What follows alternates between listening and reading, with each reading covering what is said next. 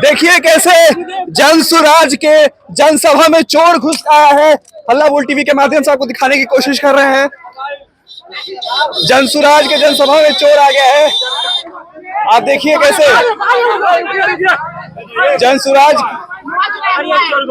जनसुराज की जनसभा में आप देख सकते हैं। नमस्कार, आप देख रहे हैं हल्ला बोल टीवी और मैं हूं तान्या सिंह। एक बड़ी खबर आ रही है। जी हां, प्रशांत किशोर की सुरक्षा के साथ सेंधमारी की खबर।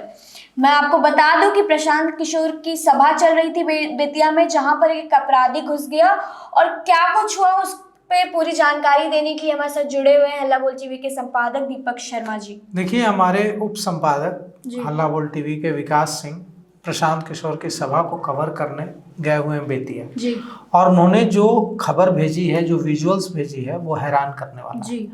उसमें दिख रहा है कि एक अपराधी घुस आता है प्रशांत किशोर की जनसभा में जी। और वह कुछ कीमती सामान लेकर भागने लगता है।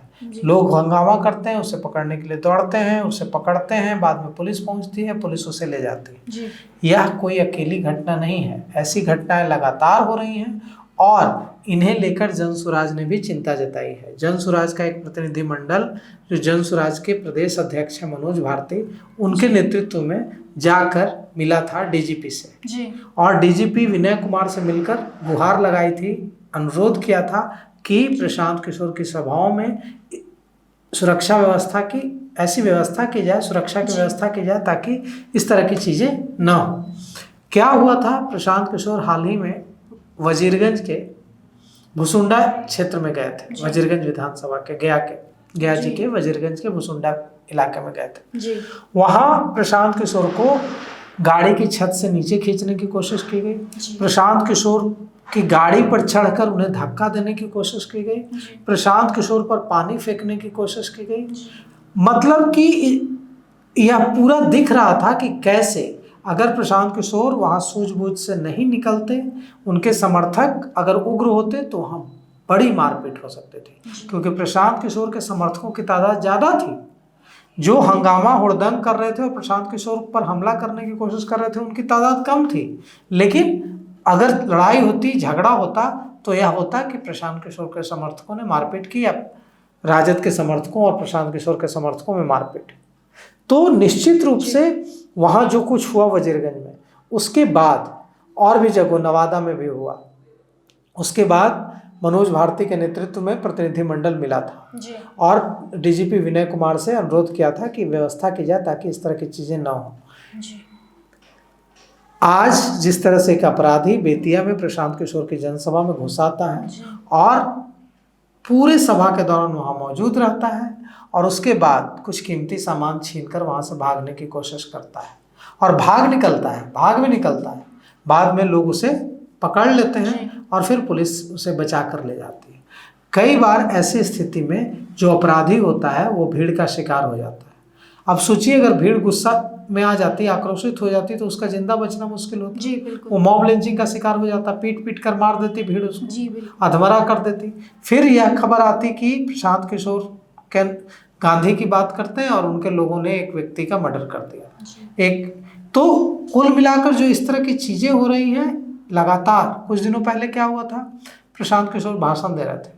प्रशांत किशोर के भाषण के दौरान एकदम मंच पर एक नशेड़ी आ गया जी। और वो नशे में धुत था और उसने प्रशांत किशोर के भाषण में व्यवधान किया, खलल डाली। प्रशांत किशोर भाषण दे रहे थे और वो एकदम उनके मंच के पास जाकर आरजेडी का झंडा लहराने लगा और लालू यादव, तेजस्वी यादव जिंदाबाद के नारे लगाने लगा। प्रशांत किशोर का भाषण रुक गया। लोगों ने उसे पकड़ना चाहा, उसे पीटना चाहा, प्रशांत किशोर ने मंच से रोक दिया जी। कि नहीं, कोई इसको अटेंशन मत दो, कुछ देर में ये खुद ही चला जाएगा। और वही हुआ। प्रशांत किशोर ने अपना भाषण फिर से शुरू कर दिया। लोग उसके तरफ ध्यान देना लोगों ने बंद कर दिया और जब वो देखा कि मेरी तरफ कोई नोटिस नहीं ले रहा, वहां से चला गया। तो सवाल ये है कि बार बार जो इस तरह की घटनाएं हो रही हैं, प्रशांत किशोर तब भी सुरक्षा क्यों नहीं लेके चल रहे हैं? देखिए, प्रशांत किशोर की नीति है कि हम सुरक्षा नहीं लेंगे, इसलिए वे सुरक्षा नहीं ले रहा है। लेकिन सभा स्थल पर सुरक्षा देने से प्रशांत किशोर की पार्टी ने थोड़ा ही मना कर दिया। सभा स्थल पर तो पुलिस रहती ही है, आज भी पुलिस थी और तभी तो पुलिस ने गिरफ्तार किया। लेकिन ये है कि सुरक्षा और कड़ी होनी चाहिए और मुस्तैद होनी चाहिए, ताकि इस तरह की चीज़ें ना हो, ताकि जो भुसुंडा में हुआ वजीरगंज में वो ना हो, ताकि बेतिया में जो हुआ वो ना हो। तो सुरक्षा प्रशांत किशोर नहीं ले रहे हैं ऐसा नहीं, प्रशांत किशोर अपने लिए सुरक्षा नहीं ले रहा है, लेकिन सभाओं में तो पुलिस रहती ही है ना, वहाँ पे मंच के आसपास पुलिस मौजूद रहती है। तो वो जो पुलिस मौजूद रहती है वो सुरक्षा और कड़ी की जाए, ये सवाल है, ताकि ऐसा ना हो कि किसी तरह की, मेरा जो व्यक्तिगत रूप से मैंने लगभग 12 से 15 साल एक क्राइम रिपोर्टर के रूप में काम किया है।